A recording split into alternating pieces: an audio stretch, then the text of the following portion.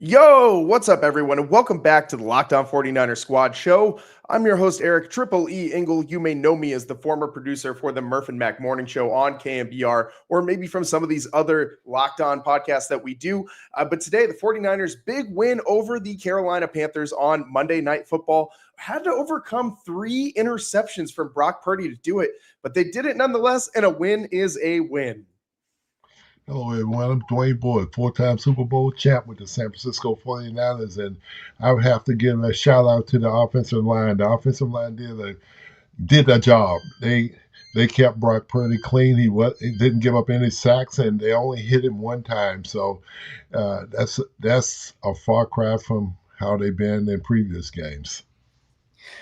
How y'all doing, man? I'm Eric Crocker, one half of the Locked On 49ers crew, and I'm here to talk about special teams today. Not just kickoff returns, back-to-back games now by Sky Moore, but special teams coverage and a new kicker, but same results. Matt Gay hit that first one, and I think we all breathed a collective sigh of relief. We'll get into that and more right now on the Locked On 49ers Squad Show. To all the faithful, it's the 49ers Squad. Everything San Francisco 49ers every week.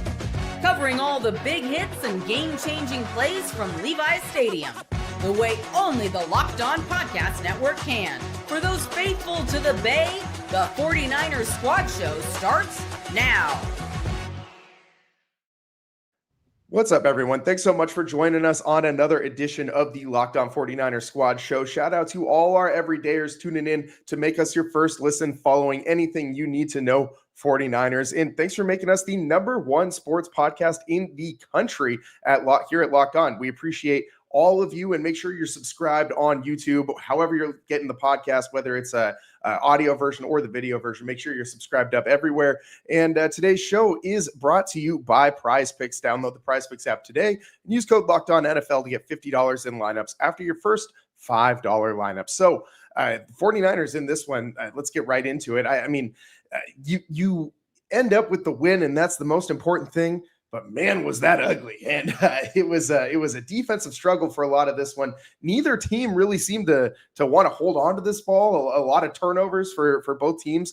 Let's talk about Brock's, and let's just get right into the what I think is the meat and potatoes of this game, which was, even though the 49ers won, it took Christian McCaffrey putting the entire offense on his back, despite the offense being as healthy as it's been all year long. Brock Purdy did not look good today at times, but that'll happen with some timing issues in an offense like this. Dwayne, what did you see from Brock on those 3 interceptions? Shanahan kind of talked about it going into halftime, but what did you see was going on out there?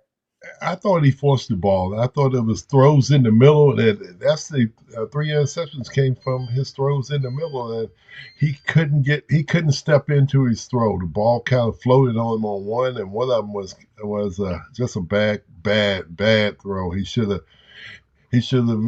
went somewhere else. I thought he was forcing the ball to Ricky too much.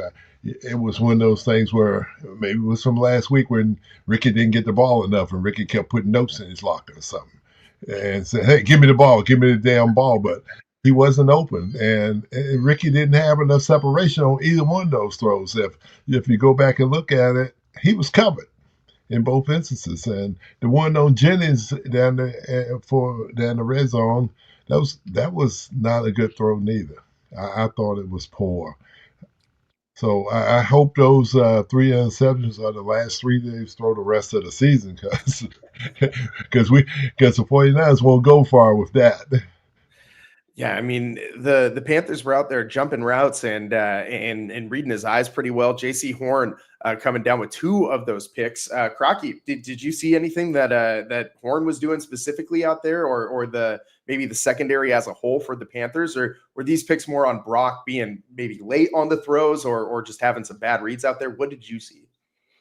I think you got a combination of a little bit of everything there, right? You look at, I want to say it was the second interception by J.C. Horn, and he was free kind of on the backside, and there's certain coverages that when a receiver works away from you in your zone, you're able to kind of fall off and play in space, and now you could just find work. And I think he saw that dig coming from the opposite side and was able to get a real beat on it and jump on it before the quarterback can see him, right? And the quarterback's not typically going to be reading the backside guy, especially not a backside corner when he's trying to throw to the front side there. So I thought that was a terrific play there. There were some other throws where obviously Brock Purdy a little bit late, and there was a near interception in the red zone before the half, right? So he had just hit George Kittle right up the seam, and I think he said, you know what? I liked it on this play. I'm going to come right back to it. And never saw the middle of the field safety sitting right there reading him the entire time. Safety got a good jump on it, wasn't tall enough, or maybe couldn't jump high enough to pick that ball off, but they were definitely getting a beat on what the 49ers wanted to do. I think one of the bigger issues that nobody's really talking about is this 49ers offense lacks speed. There's no receivers out there right now that are threatening anybody to take the top off of a defense. So that allows a secondary to kind of sit on routes and maybe be a little bit more aggressive with trying to jump certain coverages. So I think that's something 49ers is going to be difficult to really fix that right now. But at some point, they got to figure out a way to make opposing defenses really respect the 49ers' ability to throw the ball down the field. Yeah, I mean, we saw go ahead, Dwayne. I agree with you on that, Croc. They don't have nobody that can take the top off of defense. Right now, they cut the guy who could have been that deep threat. So now the season's almost over. Like you said, when the season starts next year, they got to go find some speed because they do not have the speed. You could probably say, I don't see it on the roster at all. No speed at all. Robinson, Demarcus Robinson, traditionally was a guy that can kind of, be more of a vertical stretch, but he's still not a true speedster. Peacock and I were just talking about all the speed the 49ers used to have, and not just with receivers, with guys like Marquise Goodwin. He was able to get behind defenses, but what about in the run game as well? And you see Brian Robinson and Christian McCaffrey, they ran the ball well, especially Brian Robinson. He's been running the ball very well. But you're missing those home run hits out the backfield. And you used to see him with Raheem Mostert. You used to see him with Matt Breida. And right now, 49ers' first drive of this game was terrific, right? But 15-play drive, if that's what they have to do every single time to get down the field to score touchdowns, that's difficult. And more times than not, there will be a mistake that kind of pops up. And when you kind of need the threat of that, right? You look at the Detroit Lions, and the Lions have Gibbs, and they have Jameson Williams. And I'm not saying those guys are, just scoring 100 points or 40 points a game. They're not the greatest show on turf or anything like that, but they give you the threat. And I think if the 49ers just had the threat of some things like that on their offense, I think it would make life a little easier on Brock Purdy. Do you think Sky Moore can take the top off of defense?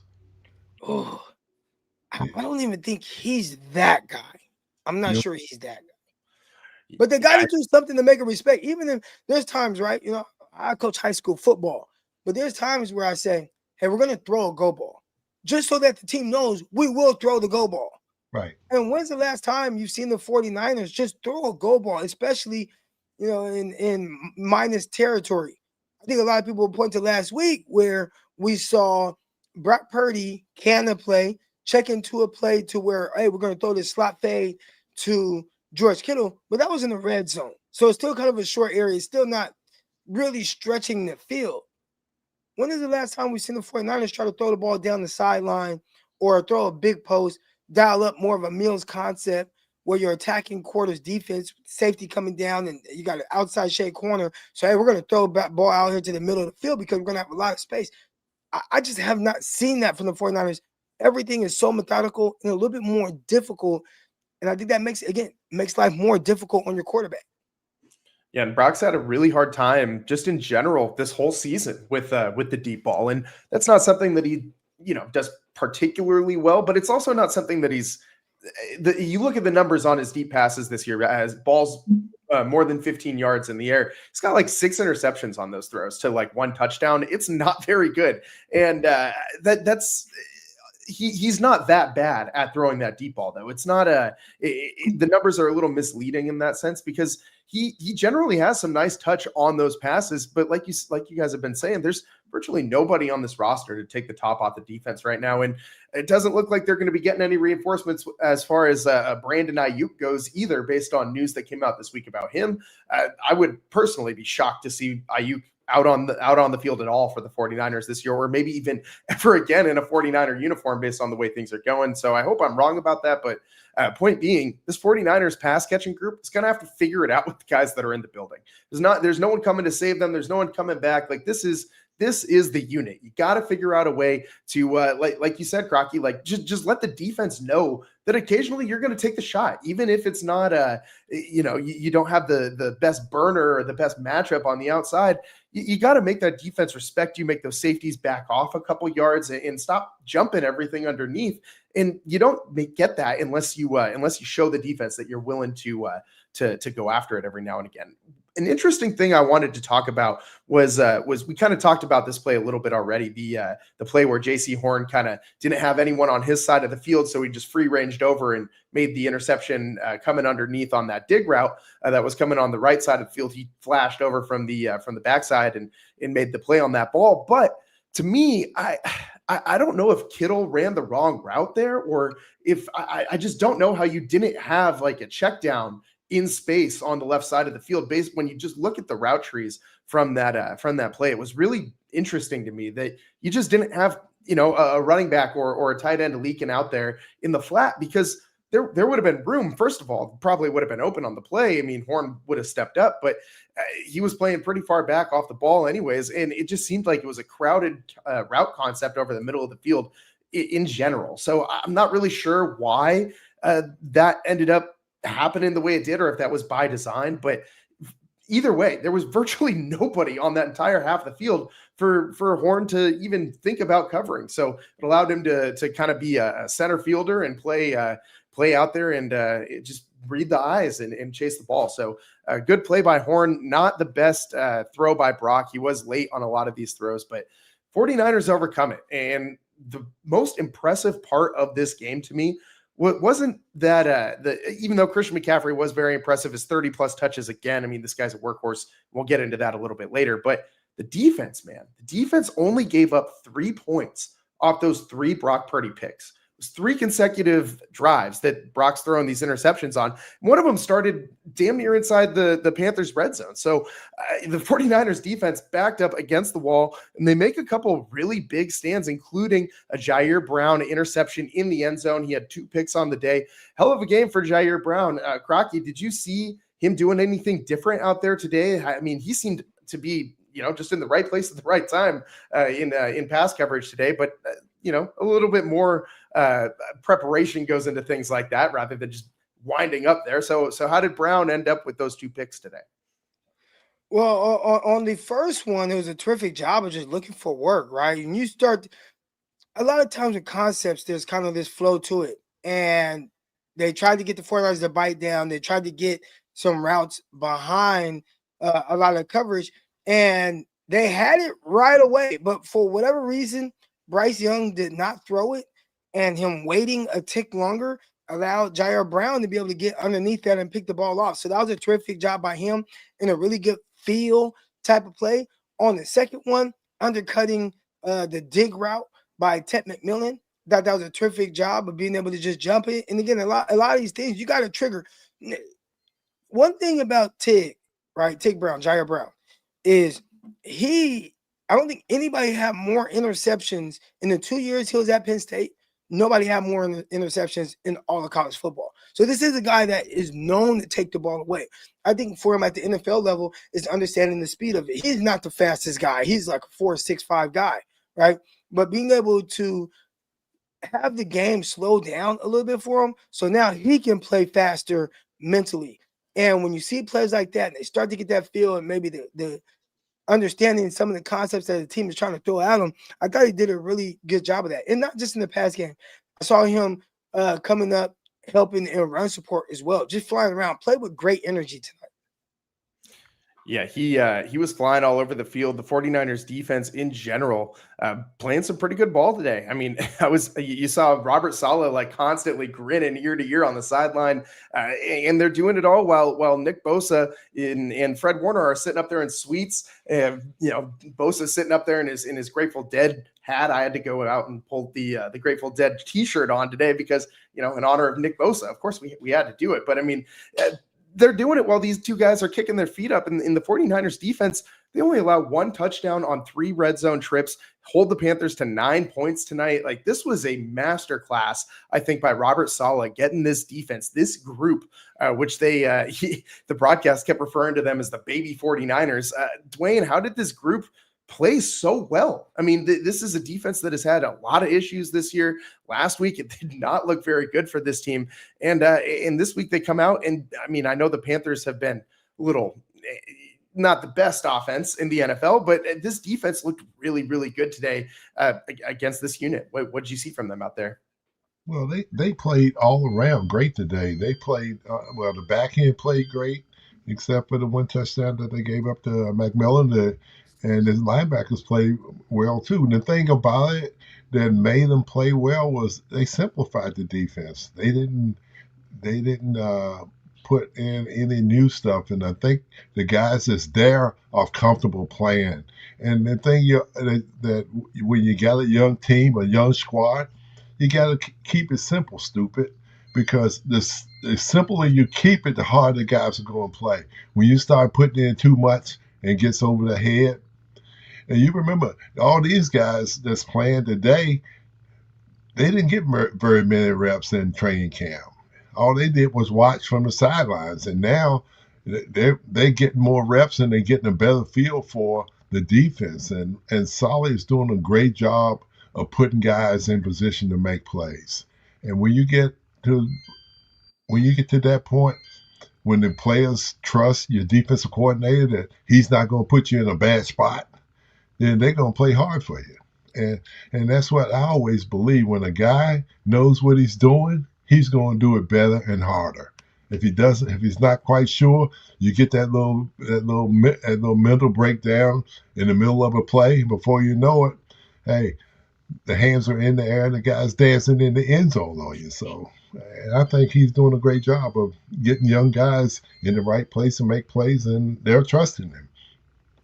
Yeah, and it wasn't just one guy out there tonight. Like we already highlighted Jair Brown, but there were so many other guys. Specifically, I thought the secondary played great. So why don't we take a quick break here? And on the other side, let's get into some more discussion about what this secondary did for the San Francisco 49ers today.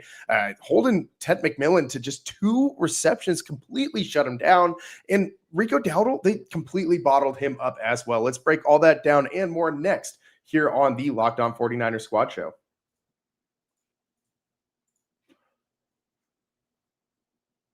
Today's show is brought to you by PrizePicks. You and I make decisions every day, but on PrizePicks, being right can get you paid. Don't miss any of the excitement on this sports season or of this sports season. Whether you're following the NFL, NBA, or both, there's no better time to jump in on the action. If you haven't tried it yet, PrizePicks is the simplest way to play. Just pick more or less on at least 2 player stats, and if you get them right, you win. It takes less than 60 seconds to make your lineup, and you can play anywhere PrizePicks operates, including California, Texas, and Georgia. I did not hit on my PrizePicks lineup tonight. I thought that we would get the at least 200 passing yards from Bryce Young tonight after he was coming off his best game as a pro, and the 49ers defense looked suspect last week. I paired that with a Christian McCaffrey more than 48 pass or reception yards rather, and it just didn't work out. Bryce Young, you let me down, man, but hey, it was good for the 49ers, so we'll take it. Download the PrizePicks app today. Use code LOCKEDONNFL to get $50 in lineups after you play your first $5 lineup. That's code LOCKEDONNFL for $50 in lineups after your first $5 lineup. PrizePicks, it's good to be right.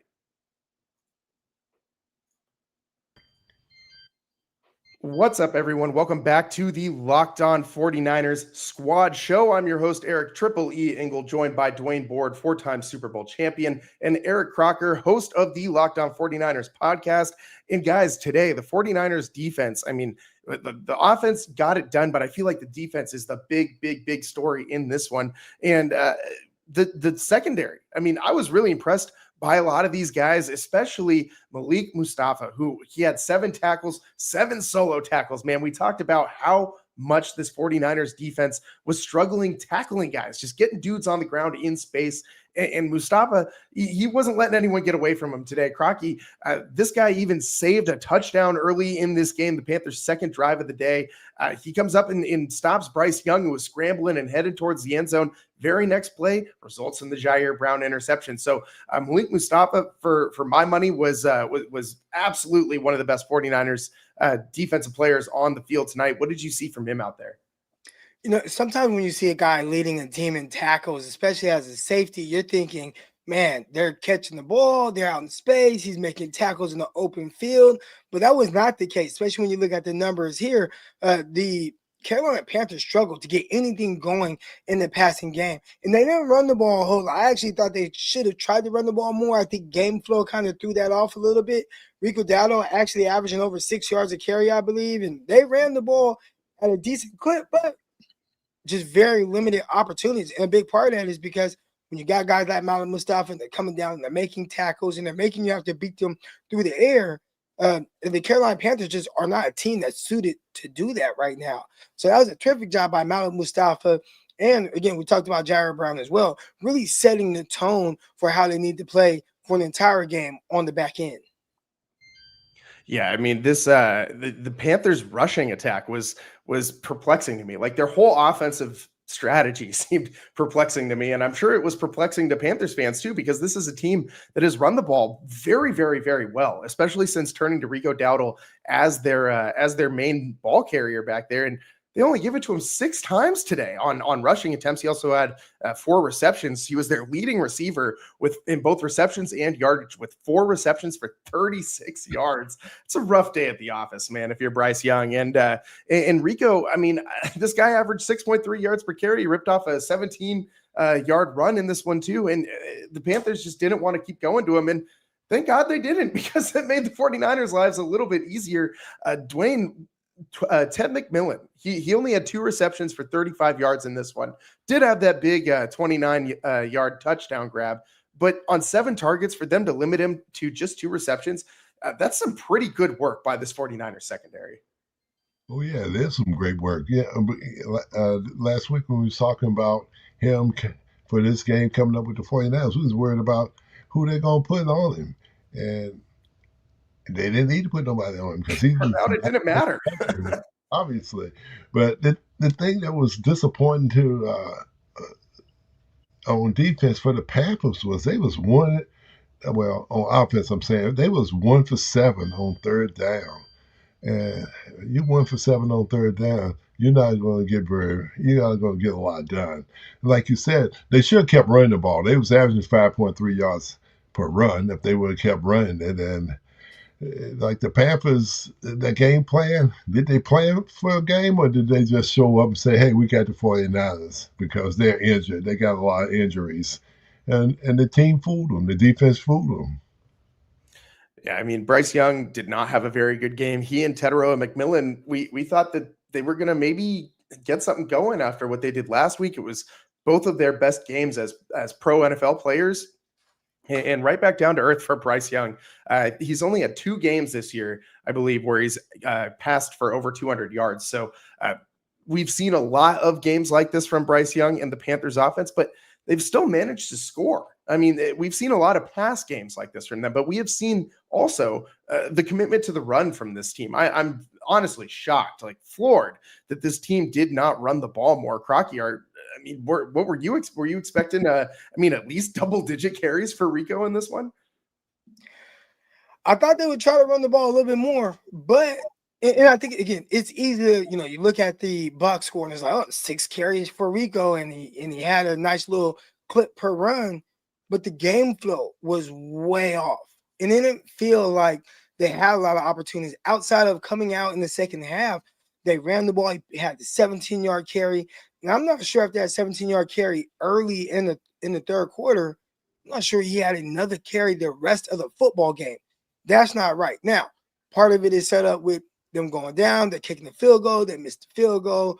I think that threw some stuff off. Now they're trying to chase and play from behind. They gave one possession to Chuba Herbert, who did a really good job of catching the ball. And maybe that's their way of kind of having more of an extended run game where, hey, we're not going to hand the ball off to you, but we'll throw the ball out to the flats, get you to be able to turn the corner. And we saw that a little bit with Chuba Herbert. So maybe that's more of their thinking, especially with the time kind of working against them. Yeah, I mean, only 9 touches for the running backs, and you're right. The game script was kind of getting away from them, but at that point, it was still, a one possession game for most of that time, and I'm genuinely shocked that the Panthers did not run the ball a little bit more. We did mention on Wednesday's show with Peacock that the 49ers defense, if there's one thing that they kind of do well, and I think I even brought this up to you, Crocky, at the end of our show last week on Sunday. If there's one thing that this 49ers defense does well, and well in air quotes, because it's, in respect to what we've seen from them this year, they can stop the run a little bit better than they can play the pass usually. And against the Panthers offense, where the strength is their run, maybe the Panthers tried to exploit some weaknesses in the 49ers secondary, what he thought would be weaknesses, because I did see them going and attacking young Upton Stout in the secondary a lot, and he played pretty well, man. Crocky, what did you notice about Stout's game today, and did you like what you saw from him? One thing I love about Stout, man, he's not a guy that lacks any type of confidence. And recently I saw him on the podcast with Rich Sherman. He was talking about, hey, Sherm, when did it click for you? Like, when did the game start to slow down? And Sherman talked about how competitive their practices were with, Camp Chancellor and Earl Thomas and all those guys that they had. And he's like, man, really entering the second year. Well, right now, up to Stout still in his rookie year. And I think things are moving a little fast for him. But within that, he still played with a ton of confidence. So he's been terrific. I think with really contributing in the run game with his run fits and being aggressive there, trying to fight off blocks. We watched him have a really nice pass breakup where he got underneath a deep out. He probably was a flat defender, and he was able to kind of sink underneath a deeper out. And Bryce Young tried to make a layer throw over him, and wow, he tipped it away to where it was incomplete. I think the more he makes those kind of plays, it continues to help build his confidence in what he's doing. But so far, what I'm seeing, I really like it, and I hope that week by week he continues to build his confidence. This is a guy that's playing a position I think is one of the more difficult positions in football. Everybody talks about either quarterback position or they'll talk about left tackle or right tackle, but quarterback position and cornerback position, very difficult positions to play. Well, the nickel might even be more difficult because you have run fit responsibilities. You have everything that you have to do in the passing game. You have to play in so much space. That could be difficult as well. And when you have a guy come in from college who actually did it in college, that might speed up that transition. So I think that's what we're seeing right now. And I'm curious to see how he plays this last quarter of the season. Yeah, I mean, this looked like his best game of the season to date for me. I mean, the way that he was reading the plays, the way he was able to read Bryce Young's eyes and get to get into exactly where he needed to be to make plays on key downs. Like, he was all over the place today. And the secondary as a whole did a great job. And unfortunately for the Panthers, they got into a situation where they were behind early. They had to keep throwing the ball a lot. And I think that played right into what this 49ers defense, how they were playing today, because this group, like you said, Upton Stout is not a guy who lacks confidence. Neither is Diamador Lenore. Neither is Jair Brown. Neither is Malik Mustafa. And all of these guys seemed like they were playing with a supreme level of confidence. And Dwayne, when you got a unit that's running with that much, belief in themselves, that can really change things. Yeah, they can make a big change. The thing that you can look at the 49ers in the secondary is that we talked about the safety position, right? That who was going to be the guy in the safety position, but now we see that hey, they got somebody that's playing safety and playing it pretty well. We mentioned Brown, and the guys can. If that's the big thing for the safeties, and Croc can tell you the guys on the back end. The safeties are the guys that get everyone lined up in the secondary, and the guys who make the calls and get the guys, in the right position. And that group right there is a big key to why they're playing better. I think it's because of the second by the safeties, the two safeties that they got, and those guys are real important. And going back to the nickel too, hey, it's hard to find a guy that want to go inside and play nickel. And Croc said it. He's a guy that got to play the run. He's a guy that got to play the pass. He's a guy that's going to be the guy that's moving a lot in the defense, and the guy that's going to get picked and all kinds of crap, And when that guy is playing well, the whole defense is playing well. And you look at it, to me, the dime is just another safety. Okay, so you're playing with three safeties, and he's a very important guy, and that's what's happening right now. You're getting great play out of those three positions. And the 49ers needed it because, man, safety position has been kind of an adventure for the 49ers this year. We've seen up and down play, and tonight you got the high end of it for sure. The 49ers pass rush, pretty non-existent today, as we kind of expected it to be. You did have Cleve Farrell get a Bryce Young on the ground once today. You also had Bryce Huff with a couple quarterback hits. He also made Bryce Young pull it down and evade another close almost sack for Huff. But 49ers get it done again without much of a pass rush. You got the Browns next week. Crocky, you think this is eventually going to come back and bite them? Well, I think fortunately for the 49ers, they're playing against a quarterback who will be, getting a second start. So I think there's some things that Robert Saleh probably can do, defensively, different pressures to make the young quarterback a little bit more uncomfortable. So, yeah, the 49ers have struggled to consistently get any type of real pressure on opposing quarterbacks, but when you're playing a young guy that's not quite sure what he's seeing, there might be a recipe for the 49ers to have a little bit of success. And Shedeur I'm not going to say he's fleet-footed, but he's a little crafty in that pocket. He can make some guys miss, make some off-balance throws, things like that. We saw a lot of that from him in college, and obviously it's kind of the way that he plays the game, or at least that he did in his first career NFL start, first career NFL win for or not the first, but the first time a Cleveland Browns quarterback has won their first NFL career start since 1995. That's a pretty crazy stat, man. 17 different quarterbacks have made their first career NFL start for the Cleveland Browns in that time frame. Shedeur Sanders, the first one to win since 95. So the 49ers, maybe you get a little bit of that, the Browns just being the Browns next week, but maybe this is the end of that, really awful stretch for the Browns not being able to find their quarterback. We'll see what happens long-term with that and how the 49ers match up against Cleveland next week. But for the 49ers this week, man, I did not think personally, we talked about this on Wednesday, that the pass rush was going to be the most important thing in stopping Bryce Young and the Panthers offense. I thought it was more important to kind of contain Bryce Young and not let him get the ground game going. And I thought the 49ers did a pretty decent job with that.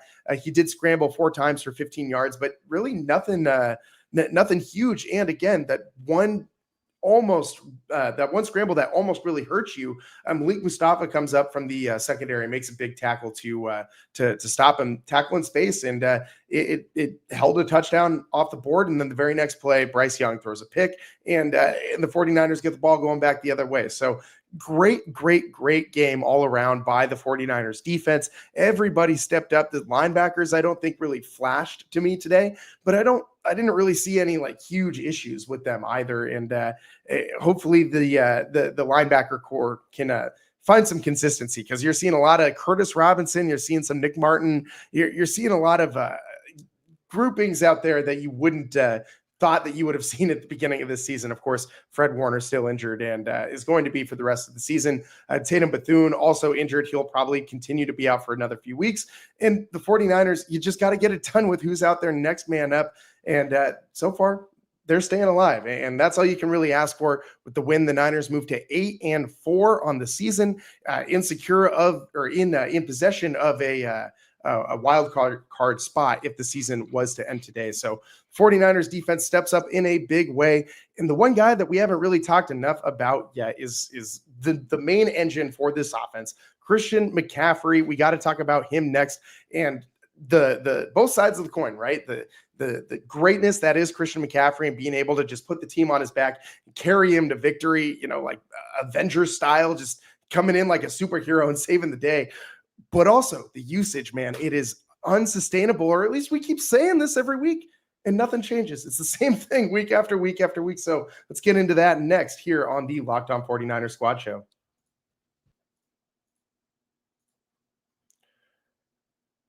Today's show is sponsored by Gametime. NFL season is back, and honestly, there's nothing better than being in the stadium surrounded by fans cheering on your team. But let's be honest, tickets can be a hassle. Between queues, login screens, and prices jumping at checkout, it is frustrating. That's why I use Gametime, the app that gives the advantage back to the fans. Gametime is fast, easy, and backed by the Gametime guarantee. You'll always get 100% authentic tickets delivered on time and at the best price. Plus, all fees are included, so the price you see is the price you pay. And I love the zone deals. You just pick the section, Gametime picks the seats, and you save big. And, Gametime, all sorts of stuff on there, not just games, your 49ers, your Giants, your Warriors, your Sharks, not just those guys, but you can also get tickets to pretty much any concert that's going on in the area. You want to go out to the Bill Graham for a show, it's probably going to be on Gametime. So download the Gametime app, create an account, and use code LOCKEDONNFL for $20 off your first purchase. Terms apply. Again, that's promo code LOCKEDONNFL for $20 off. Swipe, tap, ticket, go. Download Gametime today.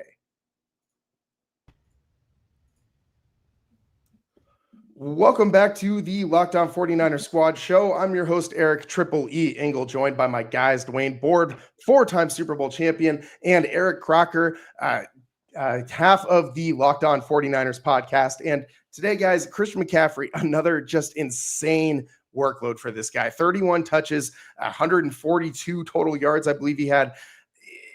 Crocky, when are the wheels going to fall off?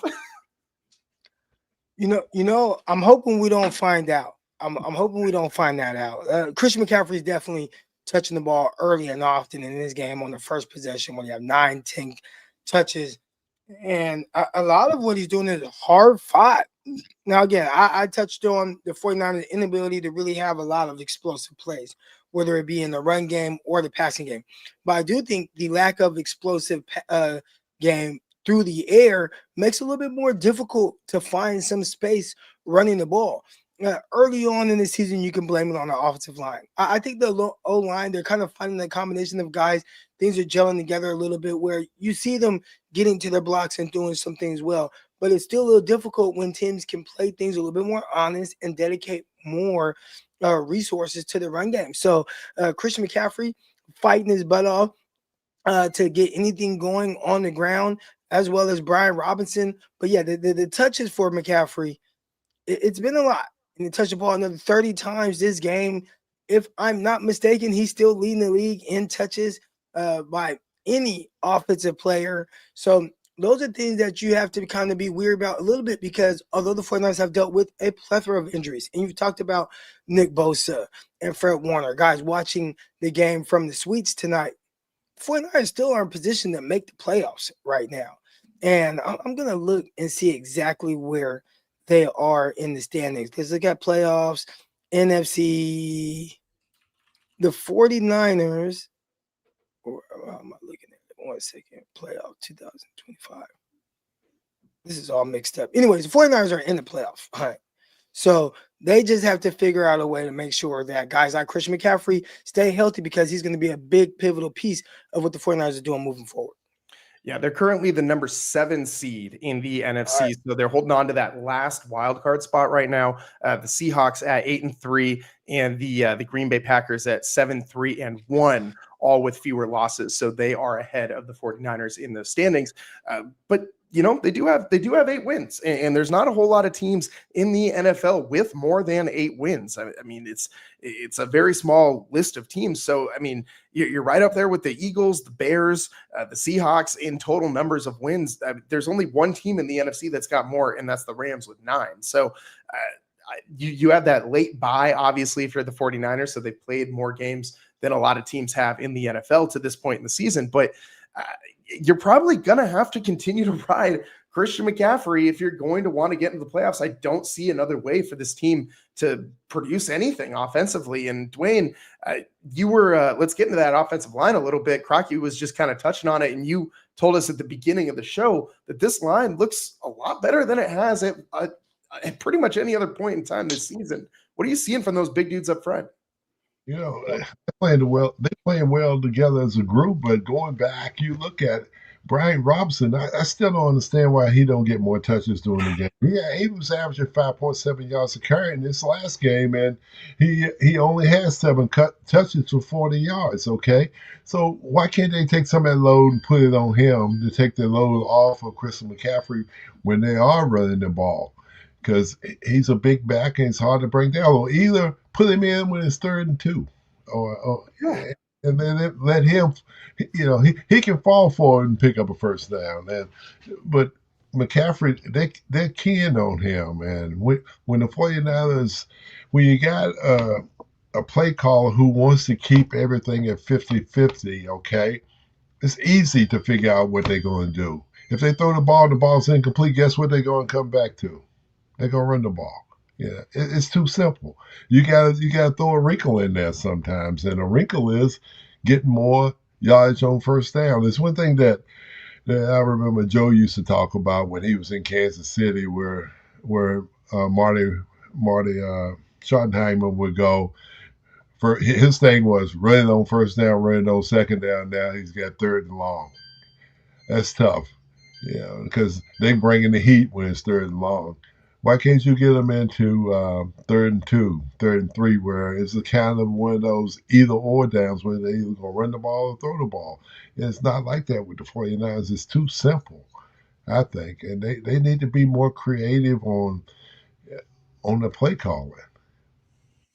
And I don't know why Brian Robinson is not getting some of those carries at the end of the game. I mean, you're up multiple scores and just bleeding clock at the end, and just running Christian McCaffrey like a battering ram into the pile. Like, why not give Brian Robinson some of those touches, man? Like, I just don't understand how you can't. I mean, let's keep, you even just give like 4 carries from Christian McCaffrey to Brian Robinson, and that's going to make a big difference. It's going to help Christian McCaffrey stay a little bit more fresh all season long. If you look at the touch leaders for the NFL, Christian McCaffrey's got 298 touches already. We got a lot of football left to play this season still. Next closest is Jonathan Taylor with 237. It's like a 60 touch gap. That is absolutely insane for Christian McCaffrey to have that big of a disparity.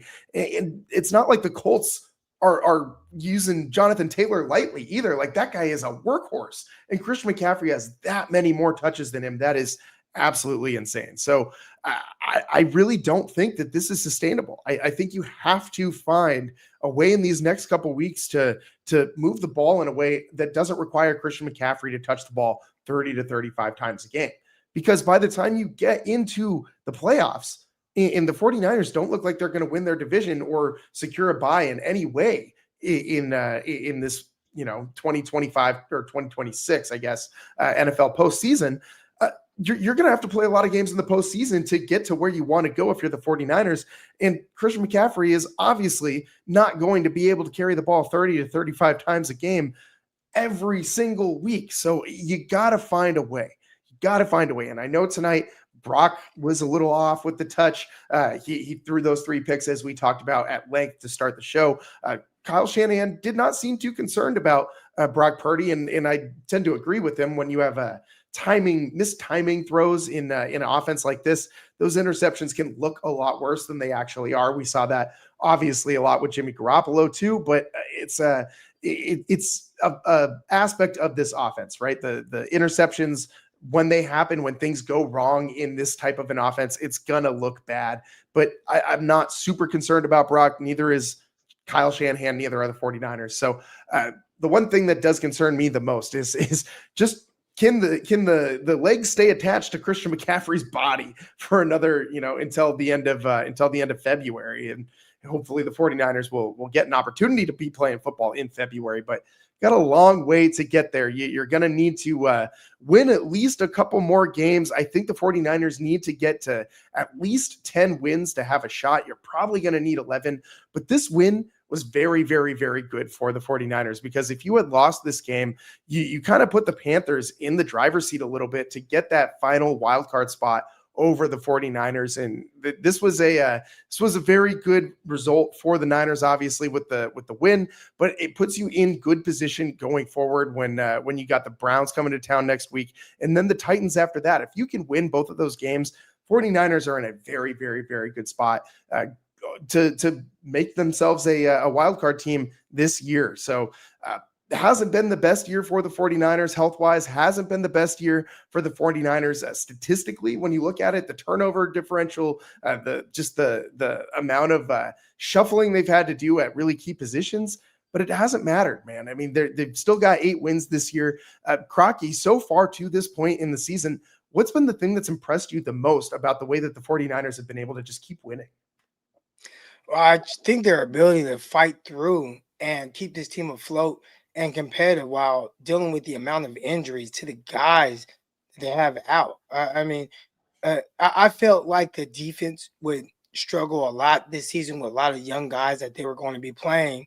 And if you'd have told me that they would not only have a ton of young guys playing, but they would lose Nick Bosa and Fred Warner, and your starting quarterback will be out for a period of time, and Ricky Pearsall and Brandon Ayuk may not ever come back, and George Kittle missed time and injuries to the offensive line, I would say there's no way this team is at all competitive. And the fact that they're 8-4 right now, I think that's a huge testament to Kyle Shanahan.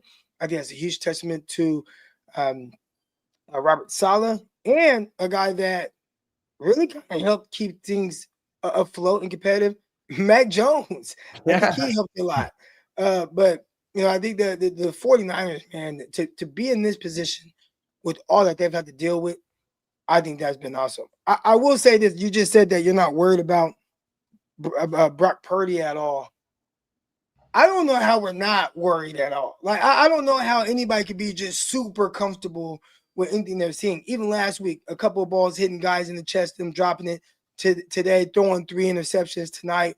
And I'm looking at some statistics here, and over his last, we'll just say every game he started last year, and then every game he started this year, we're talking about a guy who has thrown almost 20 interceptions in his last 19 games. So in his last 19 games, he's thrown 19 interceptions. Like, those things kind of worry me a little bit. And we're not seeing a huge difference in touchdowns. He's thrown 7 picks this season, 8 touchdowns. So it's not like, well, yeah, I've thrown 7 picks, but I've also thrown 25 touchdowns to kind of offset that, especially when you look at some of the guys you may have to face in a postseason that's going to be on the other side of the ball. Matthew Stafford, even just to kind of get out the NFC, he's having an amazing season. But 8 touchdowns and 7 interceptions with a lot more opportunities to turn the ball over, that's a little worrisome to me. Kyle Shanahan has more confidence at this point right now. But this is something, again, that's not just this season. It went back to last season as well, especially in clutch situations. And a lot of times we can say, oh, well, the injuries. Well, we saw this year, you're going to deal with injuries. Like, it's just going to happen. You have to figure out a way to still not turn the ball over at an alarming rate. Yeah, and to your credit, to the point that you're making, Mac Jones, 13 touchdowns to 6 interceptions. That sounds a lot better of a ratio than I ain't saying he's better. I don't want no quarterback controversy. People messaging me on Twitter and YouTube and all this stuff. All I'm saying is Brock is your guy. Like, that is your starting quarterback. You pay him the big bucks. But for everybody to just kind of brush it off as if this stuff is nothing, it's like, no, it's something. And that's something that has to get figured out. And that's not to say that he can't play good football. We've seen him do that in spurts. But as of right now, look, I'm more concerned than Kyle right, with Brock Purdy and what he's put on display, not just in his games this season, but maybe he's banged up or whatnot, but going back to last season as well. Dwayne, what about you? Well, you know, Croc, and I think if Carolina would have scored after Brock threw his third interception, made the game closer, those fans would have released the boo birds on them. You know, the boos would have came out on Brock, I think.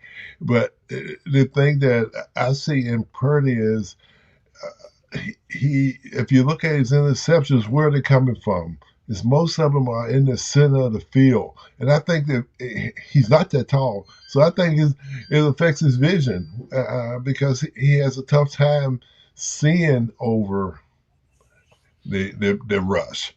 Or he needs to learn to, like, one guy that I always thought that did a great job in the pocket and wasn't that tall was Drew Brees, because Drew Brees knew where to find the opening in the rush, and he would step up in that area and let it go.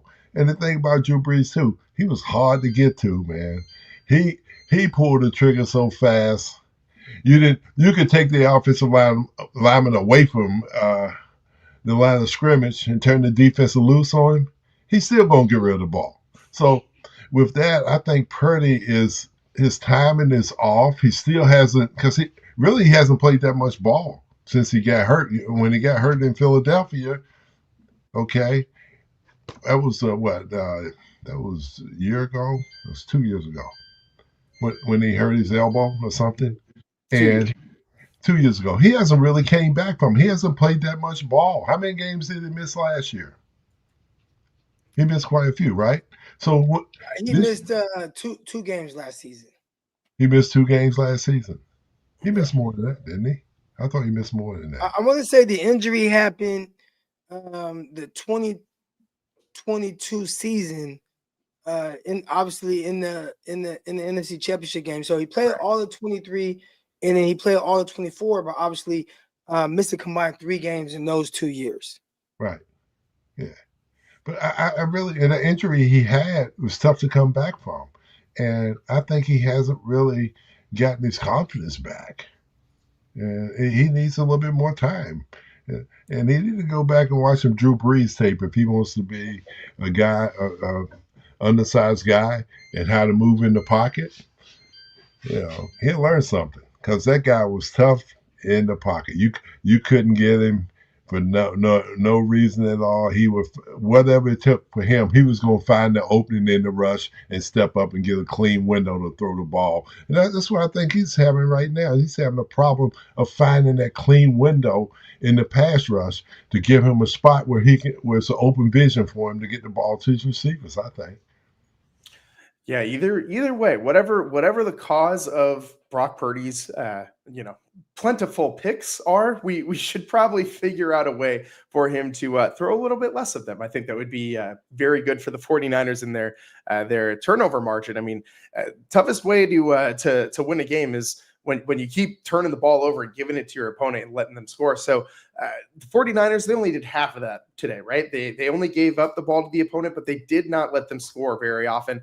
The defense really stepped up in a big way. But Dwayne, you always tell me that I know the 49ers didn't go on the road today, but you always tell me when the 49ers go on the road, even though down to Levi's feels like going on the road to me anyways, just because that commute down to Santa Clara is just awful. But you got to pack your defense and special teams if you want to win games in the National Football League. And Crocky, you were teasing us in the beginning of the show about the 49ers special teams. We got to get into some special teams discussion on the other side here on the Locked On 49ers Squad Show. Don't go anywhere. We'll be right back.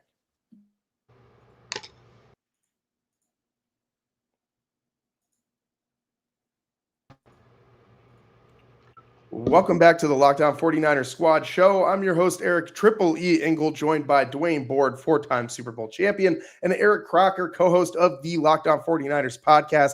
And I mean, Crocky, you teased us at the beginning of the show about this 49ers special teams, and I'm watching Sky Moore out there, and I was texting some of my friends today saying, is Sky Moore the best kick returner that the 49ers have had in the last 2 decades? Because He might be, man. This guy has looked pretty good in these last 2 weeks, especially. But like you said, it wasn't just the kick return game.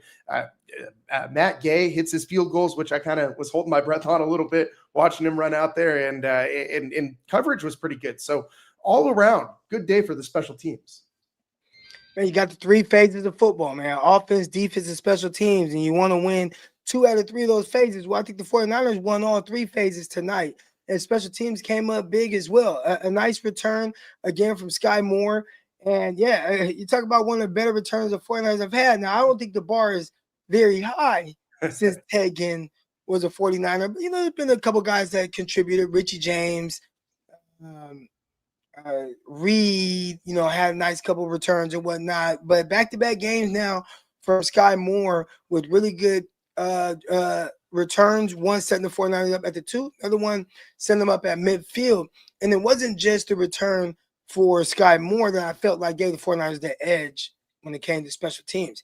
Man, Matt Gay, kicker, 49ers. Eddie P, he's out there. He's hurt. Another kicker comes in, makes both his PATs, also knocks down both field goals as well.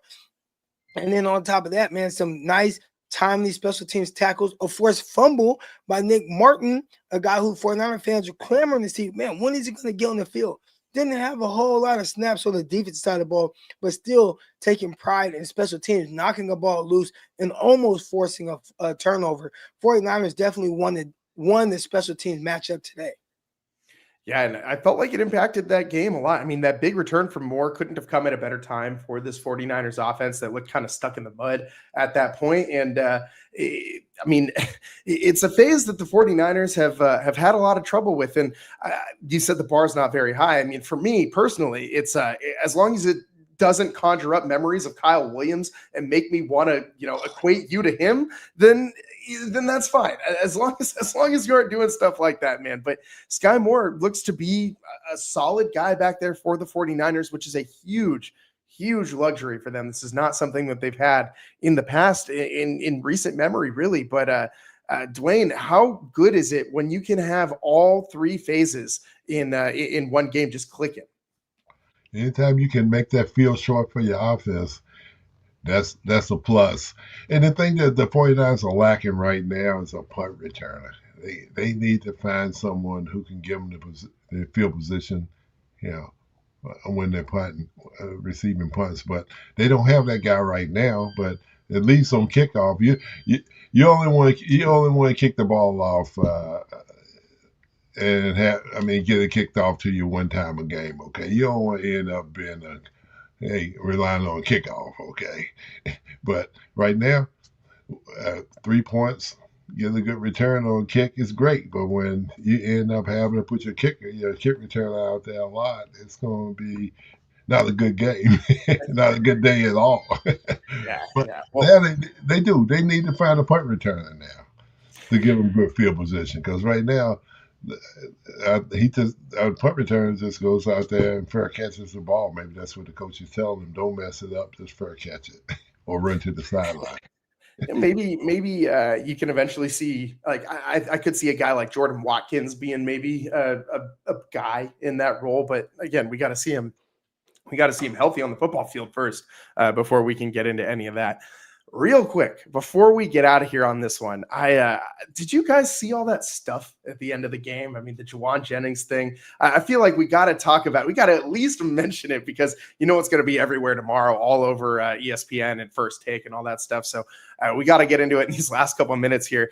The Panthers safety, Morig, number 7, at one of the very last plays of the game, got in a cheap shot to Juwan Jennings' nether regions, and that's never a good look. One, you don't want to be the guy out there doing that. It's just dirty, man. Like, you don't need to go and do that stuff. But number 2, Juwan Jennings goes and finds him after the game. Some pushing and shoving ensues. But Kyle Shanahan, I want to get your guys' reaction to these 2 quotes that we got from the post game in relation to this incident. First of all, I don't expect a suspension for Juwan Jennings, maybe a fine. I saw some people kind of floating that idea out there.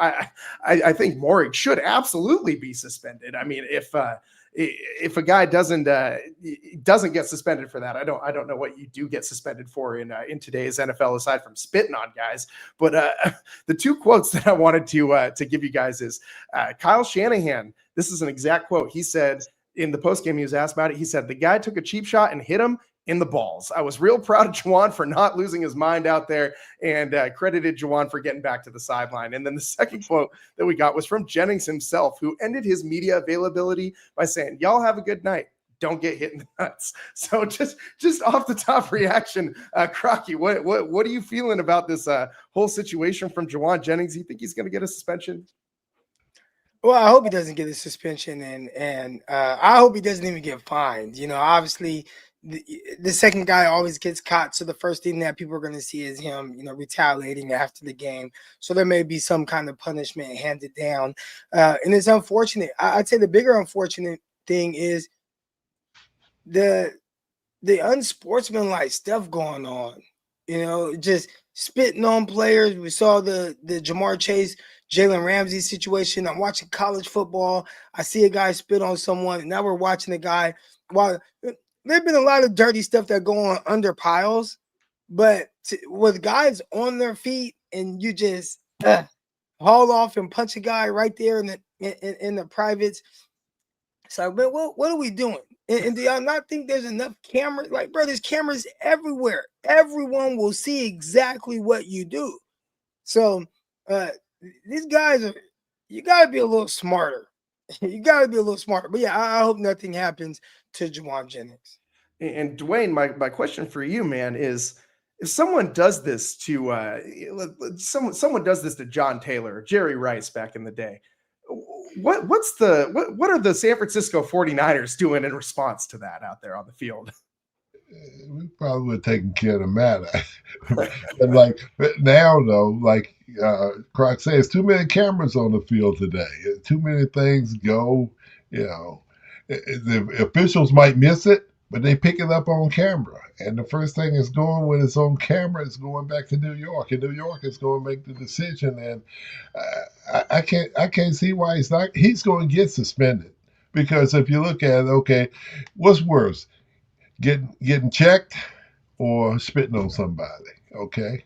I think I'd rather get spit on, man. if you're asking me. To me, getting spit on is like the most, that's the biggest sign of disrespect. Being spit on or being slapped. Those are the two that just, well you what punch about me in my privates, I can, okay, I kind of, but spitting on me, I feel like that's a different level of disrespect. Well, it is a different level of disrespect. I think when they go down that low, Croc, that's as low as you can go, man. You can get lower than that too. And hey, if it was the end of the game, they would have had to bring out more than the coaches to stop the fight. They would have had to bring all the security too. You know, getting checked like that, man. I'm going after the guy.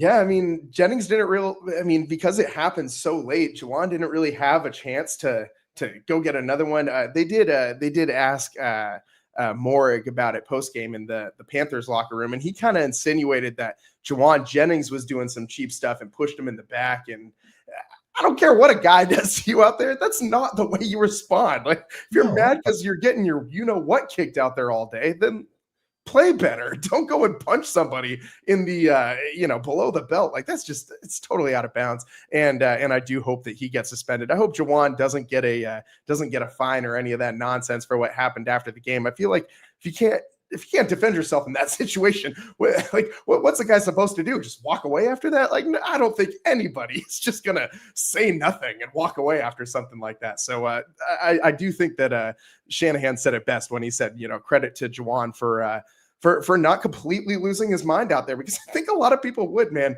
I think a lot of people in that situation would absolutely lose their mind, and it would be like you said, you're going to need more than coaches to just get those guys away from each other at the end of the game. I mean,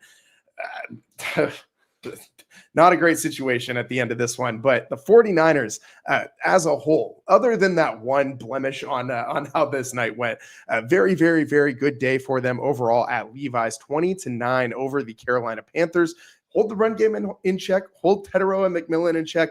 Didn't let Bryce Young get the legs moving, didn't really let the offense for the Panthers do much at all. And they overcame those 3 picks from Brock Purdy. Christian McCaffrey, his legs haven't fallen off yet, and so they just keep on riding him. And this is, probably what the offense is going to look like as far as Christian McCaffrey and his usage. This is going to be the same thing from now until whenever this season ends for the 49ers. So it's about all the time that we have for you guys today here on the Locked On 49ers Squad Show. Dwayne, Crocky, appreciate both you guys. Have a good night, and don't get hit in the nuts, as Juwan Jennings would say. So with that, we'll see you guys on Wednesday. Thanks to everyone for tuning in, all our everydayers, and everyone making us your first listen for everything you need to know 49ers. Appreciate all of you. We'll see you next time. Peace.